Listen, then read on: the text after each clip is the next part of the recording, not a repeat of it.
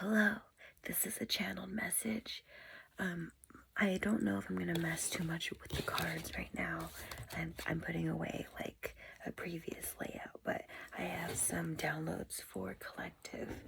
Okay, if you met somebody new or connected with some people recently, just be mindful of the pets that are in the space. Pets could be spirit familiars. So, specifically, if you are connecting with a special person and they have a pet that could be maybe their ex's spirit familiar, it could be a danger zone. You could be psychically attacked while you're in that space.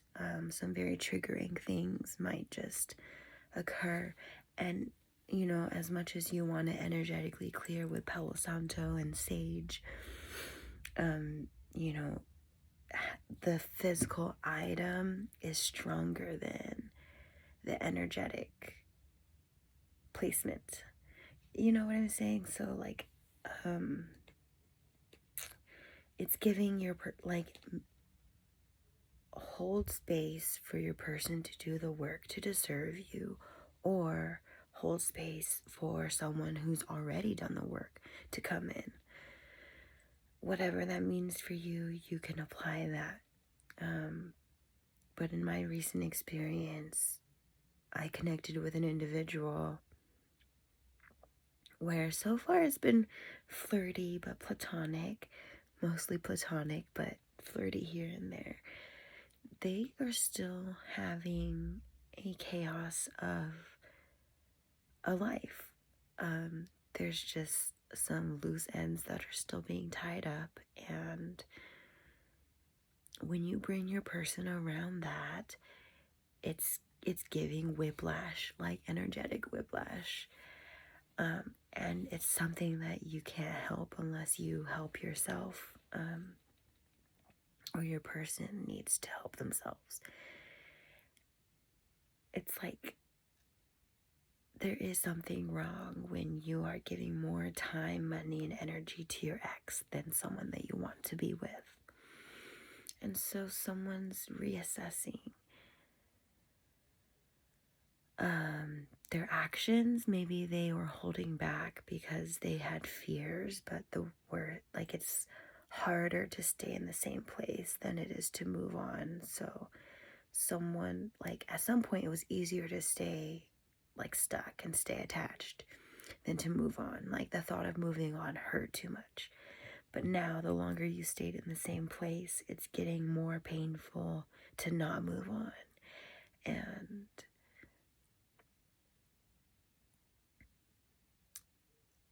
for collective, there's a turning point in this divine timing.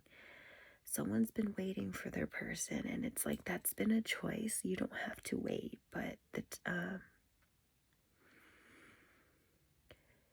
the wait is almost up. It's just a matter of choice here. You are in control of yourself. You cannot control another person's path and how quickly they heal and what their choices will be. So you need to take right now and not be too future forward, right? Like if you are seeing a future with someone, are you building that currently today, right? Don't see a future with someone if they are not doing actions that are aligning with that today. Because then you're building on something that hasn't happened yet, right? It's like the past already happened, the future isn't here yet, and the present is a gift. So what's happening presently, and what can you do with that? And what do you want to do? And how can you move forward with what you want to do? It's like you have a wish, and then you have actions and options and results.